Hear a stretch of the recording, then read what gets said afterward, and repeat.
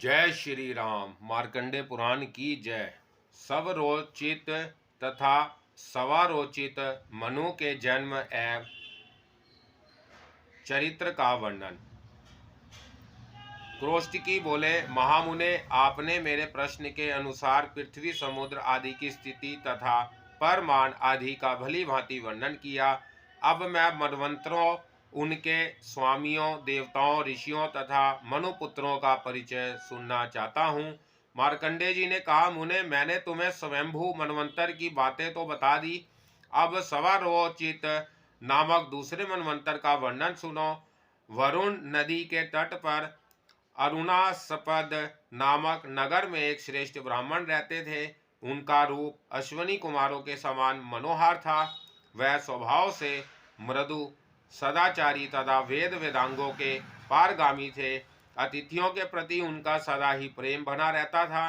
रात को घर पर आए हुए अभ्योगतों को वह ठहरने के लिए स्थान देते और उनके भोजन आदि की भी व्यवस्था करते थे। उनके मन में प्राय यह विचार उठा करता था कि मैं रमणीय वन, उद्यान तथा भांति भांति के नगरों में सुशोभित संपूर्ण भूमंडल को घूम घूम कर देखूं। एक दिन उनके घर पर कोई अतिथि पधारे जो नाना प्रकार की औषधियों के प्रभाव को जानने वाले तथा मंत्र विधा में प्रवीण थे। ब्राह्मण ने श्रद्धापूर्वक हृदय से अतिथि का स्वागत सत्कार किया। बातचीत के प्रसंग में अभ्यागत ने ब्राह्मण से अनेकों देशों, रमणीय नगरों, वनों, नदियों, पर्वतों और पुण्य तीर्थों की बातें बताई। यह सब सुनकर ब्राह्मण को बड़ा विस्मय हुआ। वह बोले, विप्रवर, आपने अपने देश देखने के कारण बहुत परिश्रम उठाया है, तो भी ना तो आप अत्यंत बूढ़े हुए और ना जवानी ने ही आपका साथ छोड़ा। थोड़े ही समय में आप सारी पृथ्वी पर कैसे भ्रमण कर लेते हैं? आगंतुक ब्राह्मण ने कहा, ब्राह्मण, मंत्र और औषधियों के प्रभाव से मेरी गति कहीं भी नहीं रुकती। मैं आधे दिनों में 1000 योजन चलता हूँ।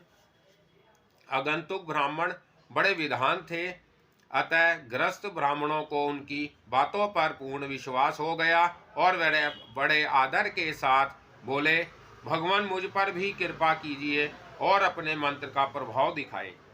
इस पृथ्वी को देखने की मेरी बड़ी इच्छा है। यह सुनकर उदारचित आगंतुक ब्राह्मण ने उन्हें पैर में लगाने के लिए एक लेप दिया और वह जिस दिशा को जाना चाहते थे उसे अपने मंत्र से अभिमंत्रित किया। वह लेप अपने पैरों में लगाकर ब्राह्मण देवता के अनेकों झरनों से सुशोभित हिमालय पर्वत को देखने के लिए गए।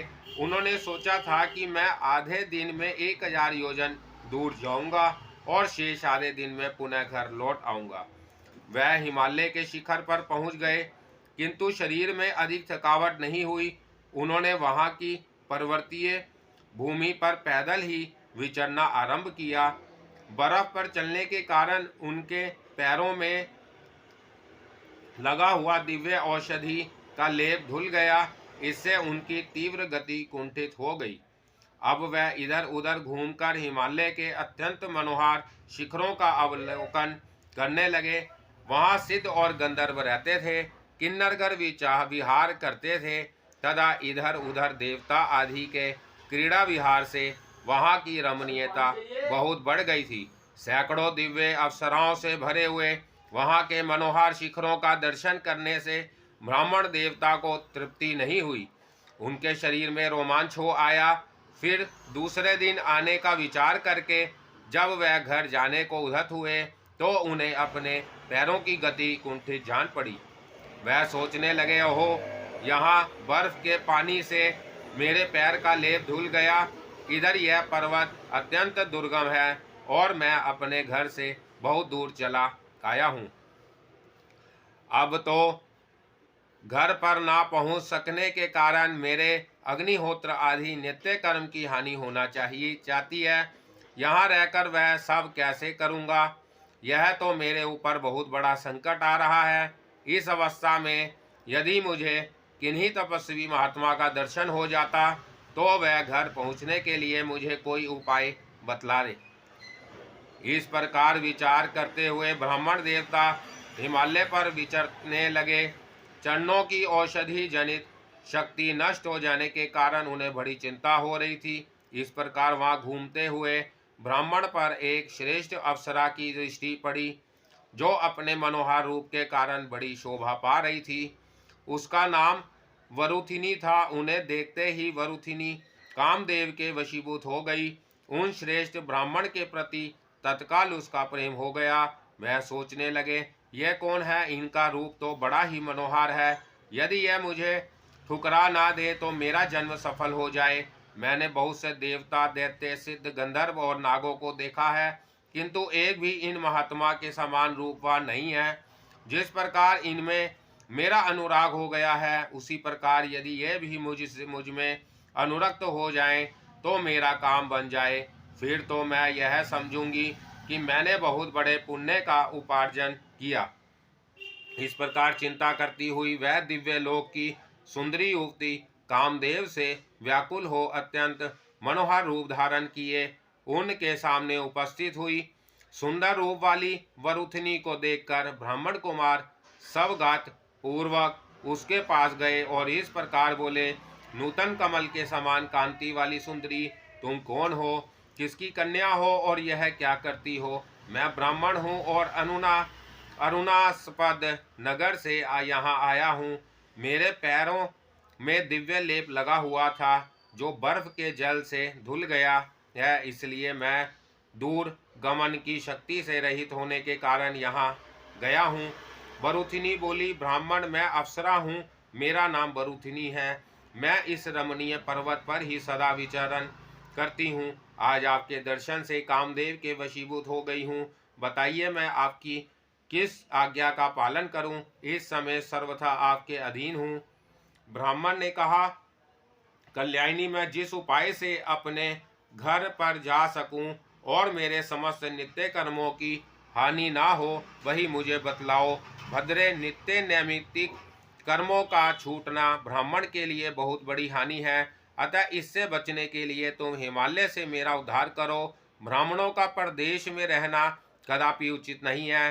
देश देखने की उत्कंठ ने ही मुझे यह अपराध कराया है। श्रेष्ठ ब्राह्मण अपने घर में मौजूद रहे तभी उसके समस्त कर्मों की सिद्धि होती है, और जो इस प्रकार प्रवास करता है उसके नित्य नैमित्तिक कर्मों की हानि ही होती है। अतः यशस्विनी, अब अधिक कहने की आवश्यकता नहीं है। तुम ऐसी चेष्टा करो जिससे मैं सूर्यास्त के पहले ही अपने घर पर पहुंच जाऊं। बरुथिनी बोली, महाभाग, ऐसा ना कहिए।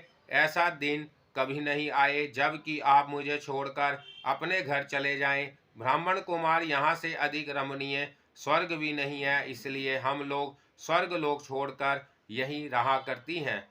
आपने मेरे मन को हर लिया है। मैं कामदेव के वश में हूँ। आपको सुंदर हार, वस्त्र, आभूषण, भाष्य, भोज्य तथा अंगराग आदि सभी भोग सामग्री दूंगी। आप यही रहिए। यहाँ रहने से आपके शरीर में कभी बुढ़ापा नहीं आएगा, क्योंकि यह देवताओं की भूमि है। यह यौवन की पुष्टि करने वाली है।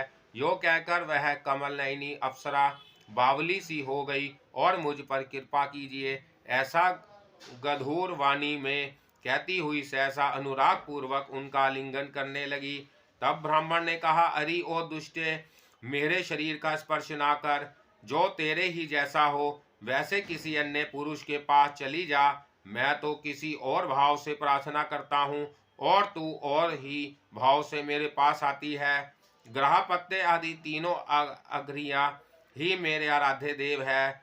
अग्निशाला ही मेरे लिए रमणीय स्थान है तथा कुशासन से सुशोभित वेदी ही मेरी प्रिय है। बरुथिनी, यदि ब्राह्मण भोग के लिए चेष्टा करे तो उसकी वह चेष्टा अच्छी नहीं मानी जाती, परंतु यदि वह नित्य नैमित्तिक कर्मों के पालन के लिए चेष्टा करता है तो वह इहलोक और कलेश युक्त जान पड़ने पर भी परलोक में उत्तम फल देने वाली होती है। बरुथिनी बोली, ब्राह्मण, मैं वेदना से मर रही हूँ। मेरी रक्षा करने से आपको परलोक में पुण्य का ही फल मिलेगा और दूसरे जन्म में भी अनेकानेक भोग प्राप्त होंगे। इस प्रकार मेरा मनोरथ पूर्ण करने से लोक परलोक दोनों ही सदते हैं। दोनों ही आपको लाभ पहुंचाने में सहायक होते हैं। यदि आप मेरी प्रार्थना ठुकरा देंगे तो मेरी मृत्यु होगी और आपको भी पाप लगेगा। ब्राह्मण ने कहा, बरुथिनी, मेरे गुरुजनों ने उपदेश दिया है कि पराई स्त्री की अभिलाषा कदापि ना करें, अतः मैं तुझे नहीं चाहता। भले ही तू बिल खाया करे अथवा सूख कर दुबली हो जाए। मार्कंडे जी कहते हैं, यो कहकर उन महाभाग ब्राह्मण ने पवित्र हो जल का आचमन किया और ग्रहपत्य अग्नि को प्रणाम करके मन ही मन कहा, भगवान अग्निदेव, आप ही सब कर्मों की सिद्धि के कारण हैं। आपसे ही आवाहनीय और दक्षिणाग्नि का प्रादुर्भाव हुआ है। आपको तृप्त करने से देवता वृष्टि करते और अन्न आदि की वृद्धि में कारण बनते हैं। अत्र से ही संपूर्ण जगत का जीवन निर्वाह होता है और किसी से नहीं। इस प्रकार आप से ही जगत की रक्षा होती है। इस सत्य के प्रभाव से मैं सूर्यास्त होने के पहले ही आपने घर पहुंच जाऊं। यदि कभी ठीक समय पर मैंने वैदिक कर्म का परित्याग ना किया हो तो इस सत्य के प्रभाव से मैं आज पर पहुंचकर डूबने से पहले ही सूर्य को देखूं। यदि कभी मेरे मन में पराय धन तथा पराई स्त्री की अभिलाषा ना हुई हो तो मेरा यह मनोरथ सिद्ध हो जाए। ब्राह्मण कुमार के ऐसा कहने पर उनके शरीर में घृतापाती अग्नि ने प्रवेश किया।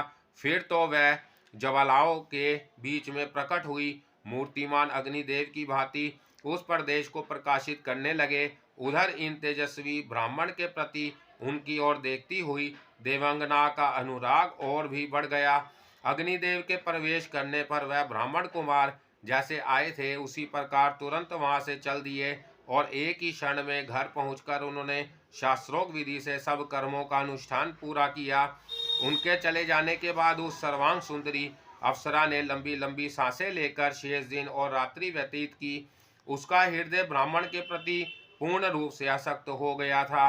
वह बारंबार आहें भरती, हाहाकार करती, रोती और अपने को मंद भागिनी मानकर धिक्कारती थी। उस समय उसका मन आहार विहार सुरम्य वन तथा रमणीय गंधर्वों में भी सुख नहीं पाता था। मुने कली नाम का एक गंधर्व था जो पहले से ही बरुथिनी में आसक्त हो रहा था, किंतु उस अप्सरा ने उसको फटकार दिया था। उस दिन उसने बरुथिनी को विहिरनी की अवस्था में देखा तो मन ही मन विचार किया, क्या कारण है जो आज बरुथिनी इस पर्वत पर लंबी सांसें खींचती हुई मलान मुख से विचर रही है। इसका रहस्य जानने के लिए कली ने उत्कंठ पूर्वक बहुत देर तक ध्यान किया और समाधि के प्रभाव से उसने सब बातों की भली भांति जान लिया। उसके बाद सोच, अब समय बीतने की आवश्यकता नहीं। यह बरुथिनी एक मनुष्य पर आसक्त हुई है। उसका रूप धारण कर लेने पर यह निश्चित ही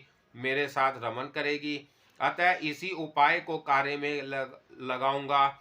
ऐसा निश्चय करके गंधर्व ने अपने प्रभाव से ब्राह्मण का रूप धारण किया और जहाँ बरुथिनी बैठी थी उधर ही विचरण करने लगा। उसे देखकर उस सुंदरी के नेत्र प्रसन्नता से खिल उठे। वह पास आकर बारंबार कहने लगी, ब्राह्मण प्रसन्न होइए, आपके त्याग देने पर मैं अपने प्राणों का परित्याग कर दूंगी, इसमें तनिक भी संदेह नहीं है। यदि ऐसा हुआ तो आपको अत्यंत कष्टदायक पाप लगेगा और आपको संपूर्ण क्रिया भी नष्ट हो जाएगी। यदि आपने मुझे अपनाया तो मेरी जीवन रक्षा से होने वाला धर्म आपको अवश्य प्राप्त होगा। कली बोला, सुंदरी, क्या करूं? एक ओर तो मेरी धार्मिक क्रिया नष्ट हो रही है और दूसरी ओर तुम प्राण देने की बात कहती हो। इससे मैं संकट में पड़ गया हूँ। अच्छा, इस समय मैं तुमसे जैसा कहूँ वैसा ही करने के लिए तुम तैयार रहो तो तुम्हारे साथ मेरा समागम हो सकता है, अन्यथा नहीं। बरुथिनी ने कहा, ब्राह्मण प्रसन्न होइए, आप जो कहेंगे वही करूंगी। इस समय आपकी प्रत्येक आज्ञा का पालन करना मेरा कर्तव्य है। कली बोला, सुंदरी, सो संभोग के समय तुम आंखें बंद किए रहो, मेरी ओर दृष्टि ना डालो तो मेरे साथ तुम्हारा संसर्ग हो सकता है।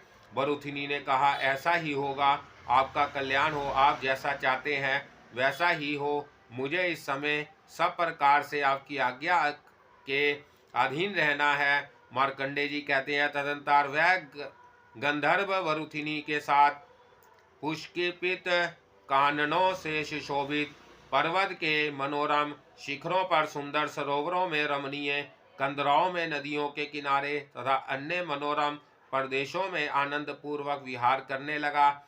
संभोग के समय वरुथिनी अपनी आंखें बंद कर लेती और वरुथिनी के तेजस्वी स्वरूप का चिंतन किया करती थी।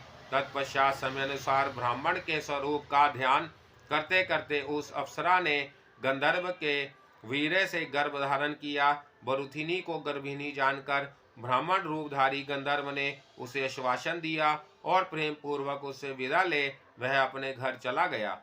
गर्भ की अवधि पूर्ण होने पर प्रज्वलित अग्नि की भांति तेजस्वी बालक का जन्म हुआ। मानो सूर्य अपनी किरणों से संपूर्ण दिशाओं को प्रकाशित कर रहा हो, वह बालक भगवान भास्कर की भांति सब रोचित में सुशोभित हो रहा था। इसलिए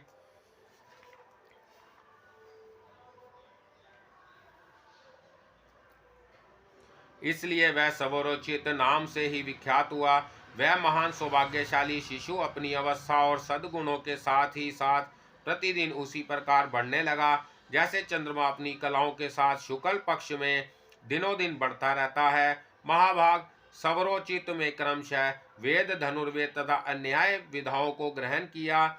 धीरे धीरे उसकी तरुण अवस्था आ गई। एक दिन वह मंदराचल पर्वत पर विचर रहा था। इतने में ही उसकी दृष्टि एक सुंदरी कन्या पर पड़ी जो भय से व्याकुल हो रही थी। कन्या ने भी उसे देखा और घबरा कर कहा, मेरी रक्षा करो, रक्षा करो। उसके नेत्र भय से कातर हो रहे थे। सवरोचित ने आश्वासन देते हुए कहा, डरो मत, बताओ क्या बात है।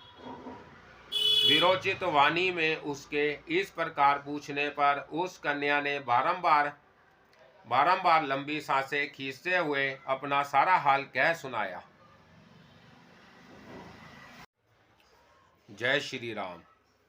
कन्या बोली, वीरवर, मैं इंदी वराक्ष नामक विदाधर की पुत्री हूँ। मेरा नाम मनोरमा है। मरुधनवा की पुत्री मेरी माता है। मंदार विदाधर की कन्या विभावरी मेरी एक सखी है और पार मुनि की पुत्री कलावती मेरी दूसरी सखी है। एक दिन मैं उन दोनों के साथ परम उत्तम कैलाश पर्वत के तट पर गई। वहां मुझे एक मुनि दिखाई दिए जिसका शरीर तपस्या के कारण अत्यंत दुर्बल हो रहा था।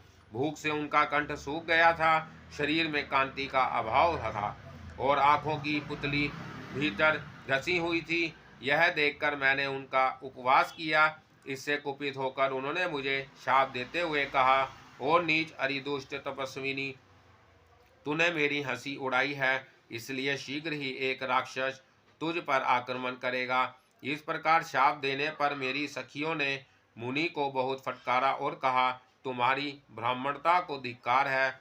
तुम में क्षमा ना होने के कारण तुम्हारी ही की हुई सारी तपस्या व्यर्थ है। जान पड़ता है तुम क्रोध से ही अत्यंत दुर्बल हो रहे हो, तपस्या से नहीं।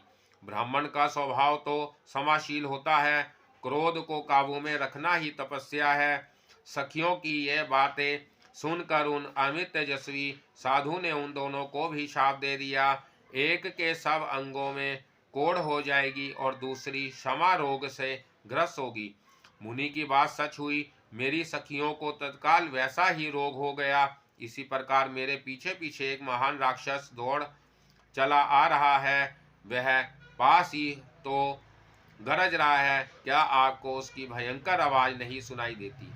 आज तीसरा दिन बीत रहा है किंतु वह मेरा पीछा नहीं छोड़ता। महामते, मैं संपूर्ण अस्त्र शस्त्रों का हृदय जानती हूँ और वह सब आपको दिए देती हूँ। आप इस राक्षस से मेरी रक्षा कीजिए। पिनाकधारी भगवान रुद्र ने पहले यह रहस्य स्वयं भू मनु को दिया था।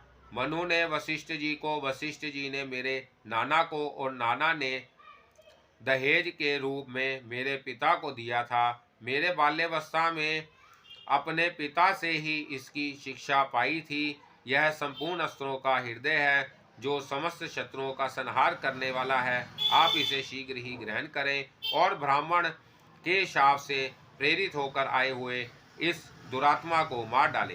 मार्कंडेय जी कहते हैं, सवरोचित ने बहुत अच्छा कहकर मनोरमा की प्रार्थना स्वीकार की। फिर मनोरमा ने आचमन करके रहस्य एवं उपसंहार विधि के सहित वह संपूर्ण अस्त्रों का हृदय उन्हें दे दिया।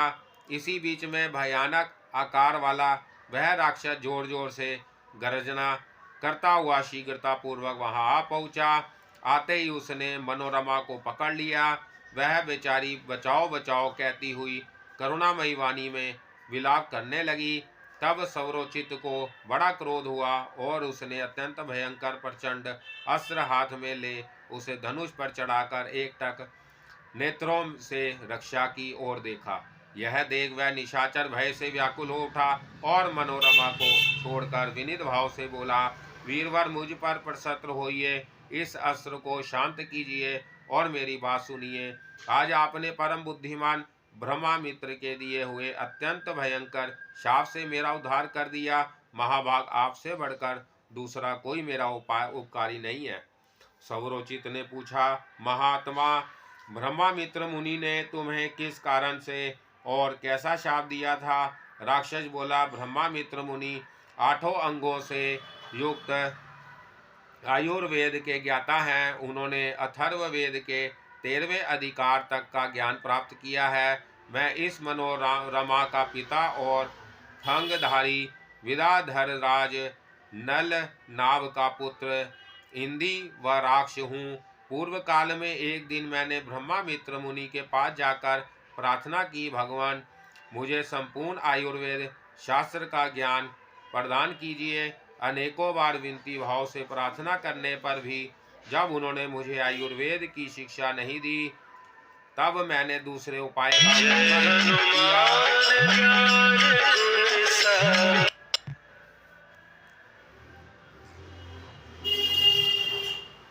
उन्होंने अथर्ववेद के 13वें अधिकार तक का ज्ञान प्राप्त किया है।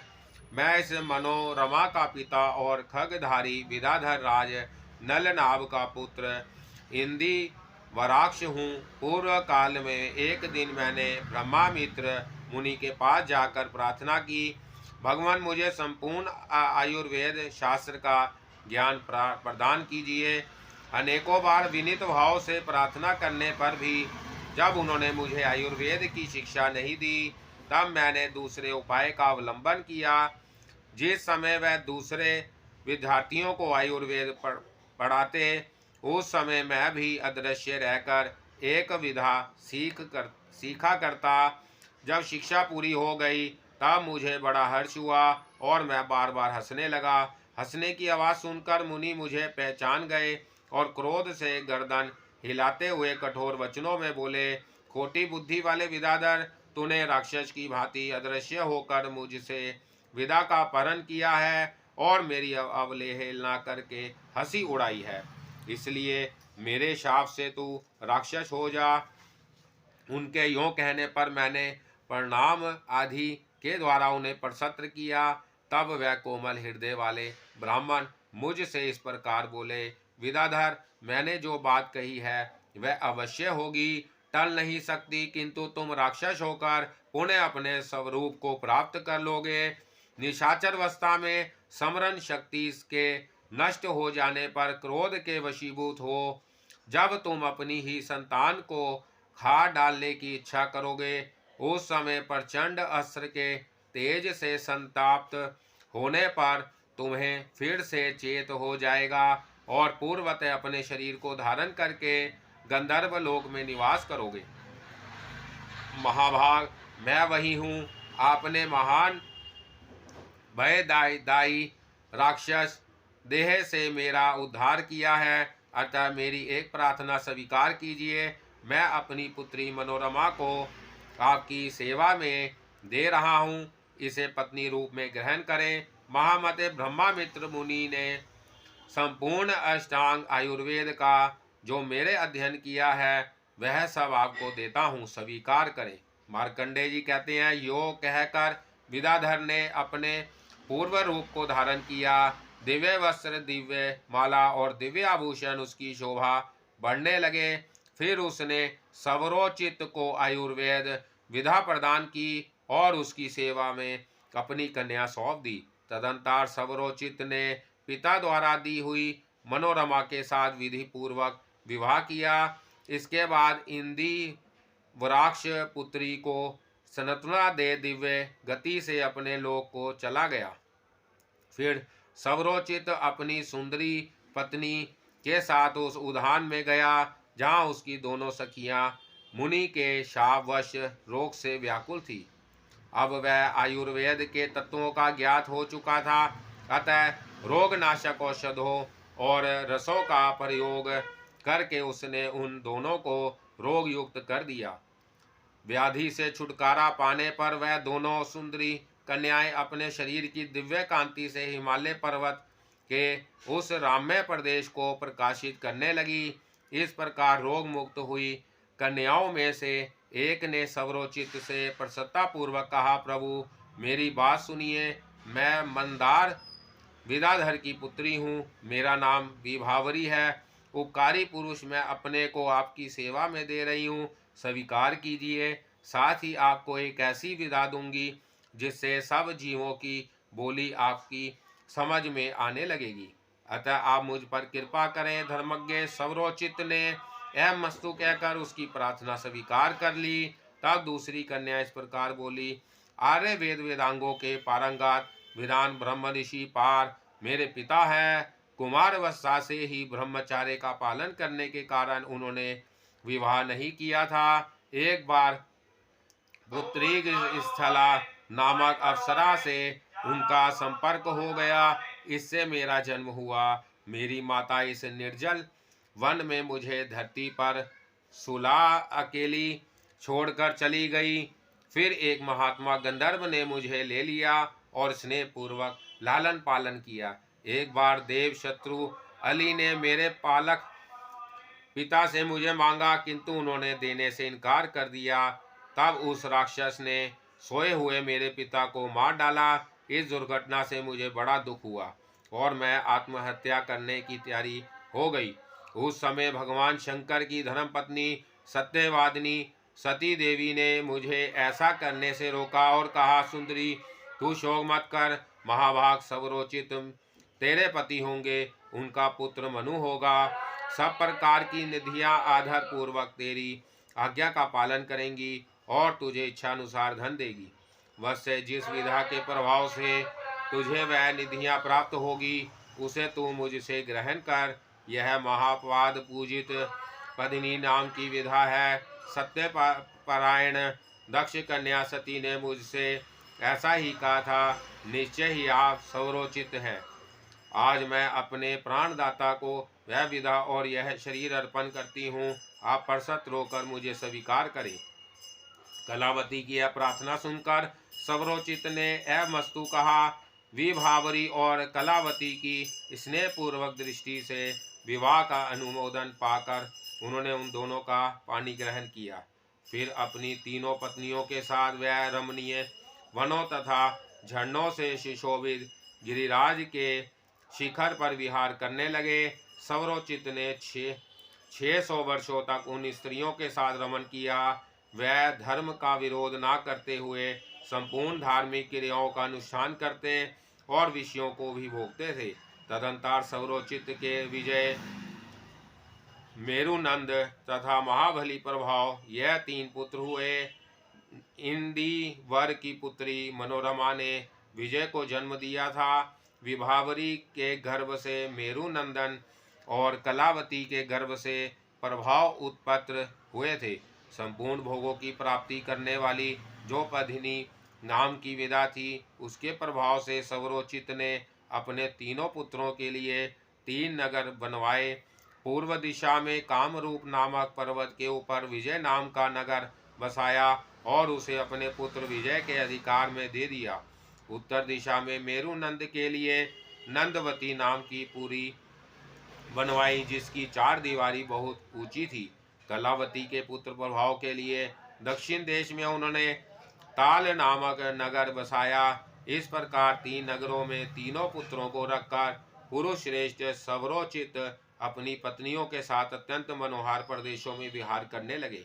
एक दिन वह हाथ में धनुष लिए वन में घूम रहे थे। उस समय उन्हें बहुत दूर तक पर एक सुअर दिखाई दिया। उसे देखकर उन्होंने धनुष खींचा। इतने में ही एक हिरनी उनके पास आकर बोली, वीरवर, आप कृपा करके मुझ पर ही बाण मारिए। इस सुअर को मारने से क्या लाभ, मुझको ही तुरंत मार गिराइए। आपका चलाया हुआ बाण मुझे समस्त दुखों से मुक्त कर देगा। सवरोचित ने कहा, मुझे तेरे शरीर में कोई रोग नहीं दिखाई देता, फिर क्या कारण है कि तू अपने प्राणों को त्याग देना चाहती है? मृगी बोली, जिस पुरुष में मेरा चित्त लगा हुआ है उसका मन दूसरी स्त्रियों में सख्त है, अतः उसके बिना मेरी मृत्यु निश्चित है। ऐसी दशा में बाणों की चोट सहने के सिवा मेरे लिए यहाँ दूसरी कौन सी दवा है? सवरोचित ने कहा, भीरू, वह कौन सा पुरुष है जो तुझे नहीं चाहता, अथवा किसके प्रति तेरा अनुराग है, जिसे ना पाने के कारण तू अपने प्राण त्याग देने को तैयार हो गई है? मृगी बोली, आर्य, आपका कल्याण हो, मैं आपको ही प्राप्त करना चाहती हूँ। आपने ही मेरा चित्त चुराया है, इसलिए मैं स्वेच्छा से मृत्यु का वरण करती हूँ। आप मुझको बाण मारिए। सवरोचित ने कहा, देवी, तू चंचल कटाक्ष वाली मृगी है और मैं मनुष्य रूपधारी जीव हूँ, फिर मेरे जैसे पुरुष का तेरे साथ किस प्रकार सहयोग होगा? मृगी बोली, यदि मुझ में आपका चित्त अनुरक्त हो तो मेरा आलिंगन कीजिए। यदि आपका हृदय शुद्ध हो तो मैं आपकी इच्छा के अनुसार कार्य करूंगी, और इतने से ही मैं यह समझूंगी कि आपने मेरा बड़ा आदर किया। मार्कंडेय जी कहते हैं, वह सवरोचित चिश ने उस हिरणी का आलिंगन किया। फिर तो वह तत्काल दिव्य रूप धारिणी देवी के रूप में प्रकट हो गई। यह देखकर सवरोचित को बड़ा विस्मय हुआ। उन्होंने पूछा, तुम कौन हो? वह प्रेम और लज्जा से कुंठित वाणी में बोली, महामते, मैं इस वन की देवी हूँ। देवताओं के प्रार्थना करने पर मैं आपकी सेवा में आई हूँ। आप मेरे गर्भ से मनु को उत्पन्न कीजिए। वन देवी के यों कहने पर सवरोचित ने उसके गर्भ से तत्काल ही अपने जैसा तेजस्वी पुत्र उत्पन्न किया, जो समस्त शुभ लक्षणों से सुशोभित था। उसके जन्म लेते ही देवताओं के यहाँ बाजे बजने लगे, गंधर्वराज गाने लगे और अप्सराएं नाचने लगी। नाग और तपस्वी ऋषि जल के छींटों से उस बालक का अभिषेक करने लगे। देवताओं ने उसके ऊपर चारों ओर से फूलों की वृष्टि की। उसके तेज को देखकर पिता ने उसका नाम धूतिमान रखा, क्योंकि उसकी धुति से संपूर्ण दिशाएं प्रकाशित हो रही थी। वह महान बलवान और अत्यंत पराक्रमी था। सवरोचित का पुत्र होने के कारण सवरोचित के नाम से उसकी प्रसिद्धि हुई। तदंतर सवरोचित अपनी स्त्रियों को साथ ले तपस्या करने के लिए दूसरे तपोवन में चले गए। वहां उनके साथ घोर तपस्या करके समस्त पापों से रहित तो वह निर्मल लोकों को प्राप्त हुए। तत्पश्चात भगवान प्रजापति ने सौरोचित के पुत्र धुतिमान को मनु के पद पर प्रतिष्ठित किया। अब उनके मनवंतर का वर्णन सुनो। सौरोचित मनवंतर में परावत और तुषीर नाम के देवता तथा विपक्षिणी नामक इंद्र हुए। ऊर्जा, स्तंभ, प्राण, तोली, ऋषभ, निश्चर तथा अरवीर, ये ही उस समय के सप्तऋषि थे। महात्मा सवरोचित के चेत्र और किम पुरुष आदि 7 पुत्र हुए, जो महान पराक्रमी और पृथ्वी के पालक थे। जब तक सवरोचित मनवंतर था तब तक उन्हीं के वश में उत्पन्न हुई राजाओं ने सारी पृथ्वी का राज्य भोगा। उनका मनवंतर द्वितीय कहलाता है। सौरोचित और सौरोचित के जन्म और चरित्र का श्रवण करके श्रद्धालु मनुष्य सब पापों से मुक्त हो जाता है। बोलो सीताराम भगवान की जय। मार्कंडेय पुराण की जय।